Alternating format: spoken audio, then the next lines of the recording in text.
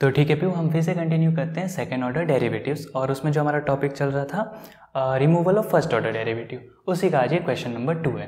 एक चीज़ हमेशा याद रखो कि पेपर में हमें क्वेश्चन दिया होगा तो हमें ये नहीं पता होगा कि कौन सी मेथड कब यूज़ करनी है, तो वो आइडिया हमें अपने हिसाब से लगाना है। और वो कैसे आएगा, जब हम बहुत सारे क्वेश्चन सॉल्व करेंगे वैसे हमें एक्सपीरियंस हो जाएगा कि इसमें क्या करना है। फॉर एग्जाम्पल, जिसका यहाँ पे जो कोएफिशिएंट है वो बहुत बेकार दिखे, कांस्टेंट ना दिखे, होमोजीनियस वाले पैटर्न में ना दिखे, तो वो तो भूल जाओ। ये जो दो मेथड अभी हमने सीखी, non part of C F, non part of C F में क्या खास पैटर्न होता था, 1 + p + q कुछ होता था, और p और q मतलब कुछ होता था। लेकिन यहाँ पे तो दिख रहा है कि वैसा कुछ हो नहीं रहा है, मतलब वो 6 में से कुछ भी अच्छे से सेटिस्फाई नहीं कर रहा है। तब हमें आ जाना है अपने इस मेथड पे, removal of the first order derivative. लेकिन सबसे बेस्ट तो यही है कि बहुत सारे क्वेश्चंस प्रैक्टिस करो, तो टाइम बचता है, सब चेक करने से अच्छा एक्सपीरियंस आ जाता है कि किस में क्या अप्लाई करना है। तो चलो सबसे पहले इसे करते हैं हम। तो स्टैंडर्ड फॉर्म में कन्वर्ट करते हैं, जिसकी वजह से हमें 1p q वगैरह सबकी वैल्यू मिल जाए और हम इसे सॉल्व कर पाए। So writing in the standard form, यहाँ से डायरेक्टली चालू करते हैं। स्टैंडर्ड फॉर्म क्या आएगा इसका, तो स्टैंडर्ड फॉर्म में ही है, दिक्कत नहीं। स्टैंडर्ड फॉर्म की तो एक बहुत ही छोटी सी प्यारी सी बात होती है कि सेकेंड डेरिवेटिव के साथ क्या होना चाहिए, 1, और यहाँ पे ऑलरेडी 1 है तो कोई दिक्कत नहीं। सो d²y/dx² - 2 tan x dy/dx plus 5y = e⁻x × sec x। Clear हो गया। तो यहाँ से हमें साफ साफ दिख रहा है p की वैल्यू कितनी है जो dy/dx के साथ हो, यानी -2 tan x। q की वैल्यू कितनी है 5, और r की वैल्यू कितनी है e⁻x sec x। Clear.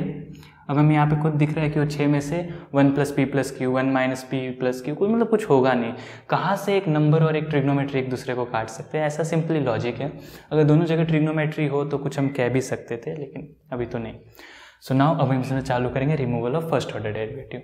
So to remove first order derivative, हम अगर पहले ऑर्डर के डेरिवेटिव को निकालना चाहते हैं, so to remove the first order derivative let, हम u की वैल्यू क्या लेते थे, e⁻² इंटीग्रेशन p dx। सो अब इसके लिए सॉल्व करते हैं। सो देयरफॉर u की वैल्यू क्या आ जाएगी, e⁻² p dx। p की वैल्यू कितनी है -2 tan x और उसका dx। 2 से 2 कैंसिल, माइनस से माइनस कैंसिल, तो क्या बचा e⁻× tan x, that is basically integration of tan x आ गया log sec x, और e⁻sec x क्या होता है, sec x। तो आपको क्या फाइनली पता चल चुका है कि आपके u की वैल्यू कितनी है, sec x। और अब की बार इसको आप एज अ वो प्रिमिटिव या फिर CF वगैरह ऐसा नहीं लिखते, u की वैल्यू आ गई। Now let the complete solution be, now the complete solution be y = u × v। अब जो मैंने आपको उस बार बताया था, removal of first order derivative करते हैं तो जो हमें इक्वेशन मिलती है d²v/dx² + iv = s, उसे हम कहते हैं द नॉर्मल फॉर्म। तो therefore the normal form is, क्या हो जाती है आपकी normal form, the normal form is d²v/dx² + iv = s। और यहाँ पे जो i है उसके लिए अब सॉल्व करते हैं, s के लिए सॉल्व करते हैं, फिर हम पुट करते हैं। तो i की वैल्यू बेसिकली क्या होती है, q -1/4 p² - 1/2 dp/dx। सॉल्व करते हैं अब, चलो q की वैल्यू कितनी है इस क्वेश्चन में, 5, -1/4 p² यानी -2 tan x (² -1/2 dp/dx यानी -2 tan x का derivative, that is -2 sec² x। Clear हो गया। अब क्या आ जाएगा आपके पास, 5 माइनस का 1/4 और 4 tan² x, फिर आएगा आपके पास प्लस का 1/2 सब कैंसिल, यानी प्लस का sec² x। अब यहाँ से 4 और 4 भी कैंसिल हो गए, तो बेसिकली आपके पास बचा 5 - tan² x + sec² x। अब ध्यान देने वाली बात यह है कि 1 + tan² थीटा होता था sec² थीटा, तो sec - tan कितना हो जाएगा, 1, 5 ऑलरेडी है, 5 + 1 6, तो आपकी कैपिटल I की वैल्यू कितनी आ गई है, 6। क्लियर है। जो s होता है इस क्वेश्चन में वो क्या डिनोट करता था, r/u। तो r की वैल्यू कितनी है, e⁻x sec x, और u कितना है आपका, sec x, तो दोनों डिवाइड हो गए, तो आपके पास s की वैल्यू आ गई e⁻x। डन। तो आप इसको इक्वेशन नंबर 1 कर लो, इसको इक्वेशन नंबर 2 कर लो, और यहाँ से आप अपना कंटिन्यू कर सकते हो फर्दर सॉल्यूशन को। अब इन दोनों वैल्यूज़ को हम अपने नॉर्मल वाले फॉर्म यानी कि इधर पुट करेंगे। ये आपको दिख रहा है यहाँ पे? हाँ, चलो अब हम इसको आगे कंटिन्यू करते हैं। सो देयरफॉर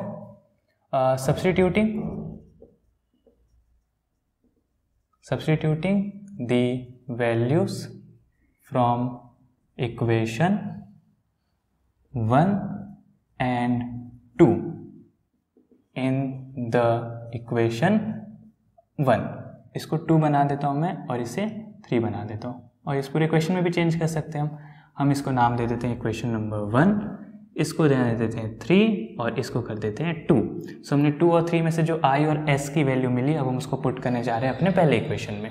तो इक्वेशन कैसी हो जाएगी पहली वाली, d²v/dx² plus 6 times dv by, नहीं 6v है ना सिर्फ वहाँ पे, तो plus 6 times v and that is e⁻x। और अब हम इसे कैसे सॉल्व करेंगे, तो ये अपना, अब देखो d² जैसे y और x होता था वैसे v और x वाला फॉर्म आ चुका है, और ऐसे अब हम ऑपरेटर्स या कैसे भी अपने जो सबसे पहले स्टार्टिंग में सीखे थे वैसे सॉल्व कर सकते हैं, क्योंकि अब कांस्टेंट कोएफिशिएंट आ गया।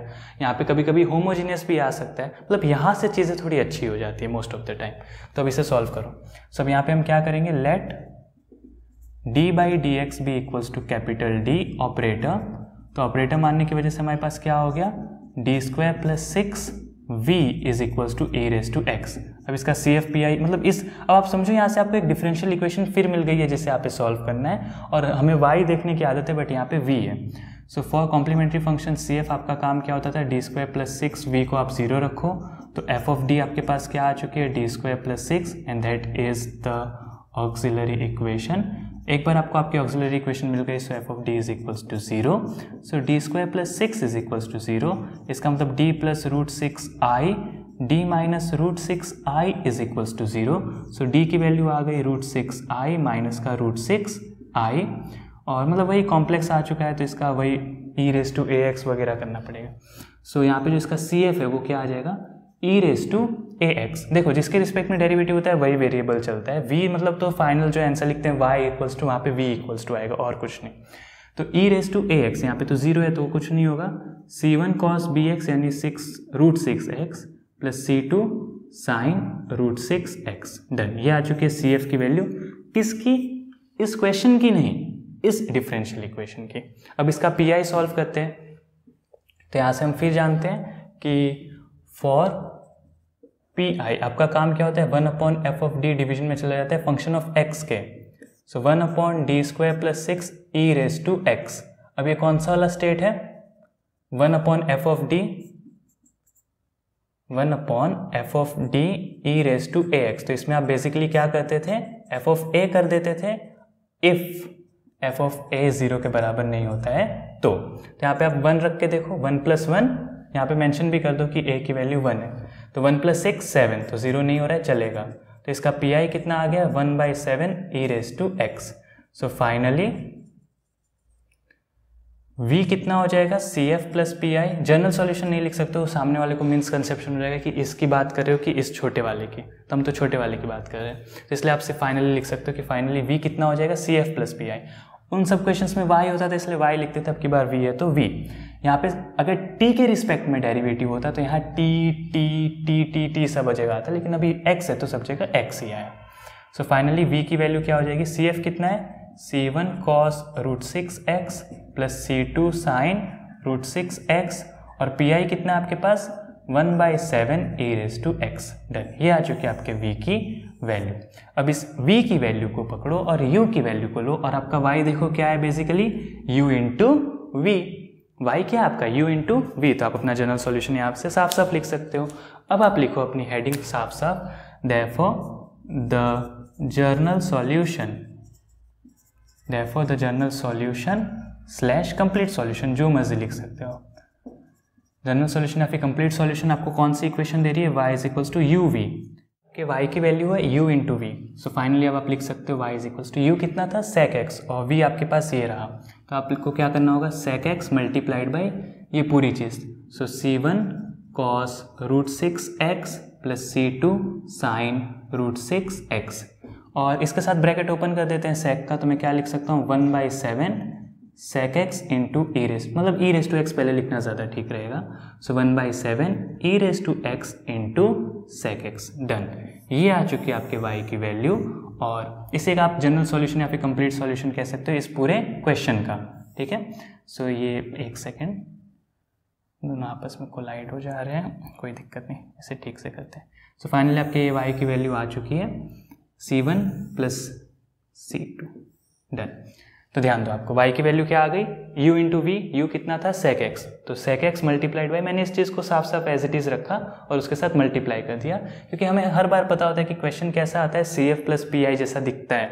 तो देखो ये cf जैसा दिख रहा है और ये पी जैसा दिख रहा है, और यहाँ पे पी आना ठीक भी था क्योंकि r0 नहीं था। अगर r0 होता है तो c1 c2 जितने भी टर्म्स होते हैं उसमें कॉन्स्टेंट होता है, कुछ ऐसा हट के नहीं आता है।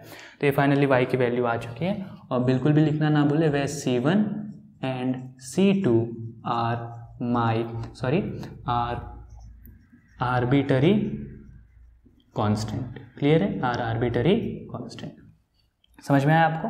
और एक चीज़ और देखो कि हर बार इसे सॉल्व करने में आपको इतना सब करना होगा, और उसके बाद से आपको एक ऐसा डिफरेंशियल इक्वेशन मिलेगा ही मिलेगा जिसमें आपको वापस से CF और PI वाली मेथड से उसे सॉल्व करना होगा। मतलब ऐसा ही होता है, कांस्टेंट कोएफिशिएंट मिल जाए, कभी कभी वेरिएबल मिल जाए, तो यहाँ से पता नहीं है, वैसे तो क्वेश्चन अभी तक आए नहीं है, लेकिन हाँ एक डिफरेंशियल इक्वेशन के अंदर आपको एक और डिफरेंशियल इक्वेशन मिलेगा। लेकिन इसकी खास बात पता है क्या होगी, इसमें पहले ऑर्डर का डेरिवेटिव नहीं है।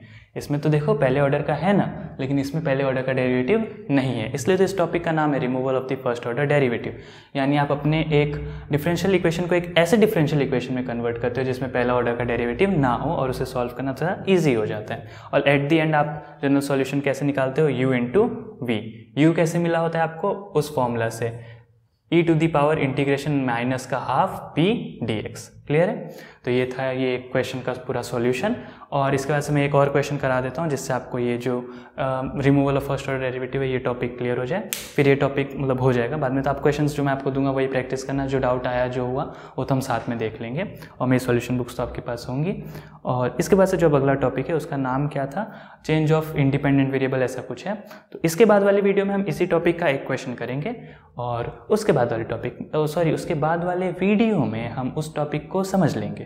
डन, ये अपना प्लान ऐसा है, ठीक है। चलो आपको ये सब समझ में आ जाएगा, टेंशन नहीं। आई की फॉर्मूला याद रखना, देखो कहाँ गया आई का फॉर्मूला, ये रहा। आई की ये वाली फॉर्मूला होती है याद रखना, एस की ये वाली फॉर्मूला होती है याद रखना, ठीक है। और उसे यहाँ पे, और इस इक्वेशन को भी याद रखना, इसको नॉर्मल फॉर्म वाली इक्वेशन, कुछ चीज़ें याद करनी है। भूल जाओ तो जो प्रूफ सिखाया है उसको ऐसा सप्लीमेंट में लास्ट पेज पे जाना, वो प्रूफ करके ले आ देना। लेकिन हाँ, इसके अगर आप 40-50 क्वेश्चंस कर लेते हो तो आपको तो याद हो जाएगी, ये बात भी तो समझो, ठीक है। आपको याद हो जाएगी। इस फॉर्मूला में पी नहीं आता है, उस फॉर्मूला में पी आता था, वो अच्छा फॉर्मूला था।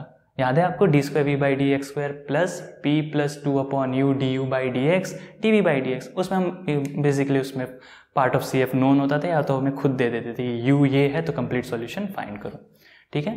तो ये था पूरा सॉल्यूशन, और बिल्कुल भी टेंशन नहीं है, मैं हूँ, आपको सब करा दूंगा, बिल्कुल टेंशन मत लेना। रोज़ वीडियोस आएंगे, रोज़ आप 1-2 वीडियोस देखो, पढ़ो, प्रोग्रेस भी होती रहेगी, आप लाइफ में वहीं के वहीं नहीं रह जाओगे, रोज़ कुछ ना कुछ आपका नॉलेज बढ़ेगा ही, और मैं तो आपको मिल जाऊँगा देखने के लिए, ठीक है। चलो बिल्कुल टेंशन नहीं है, आपको सब हो जाएगा, सब आ जाएगा, सब ईजी ही है, कुछ डिफिकल्ट नहीं लगता है, लेकिन ऐसा है नहीं, ठीक है। चलो।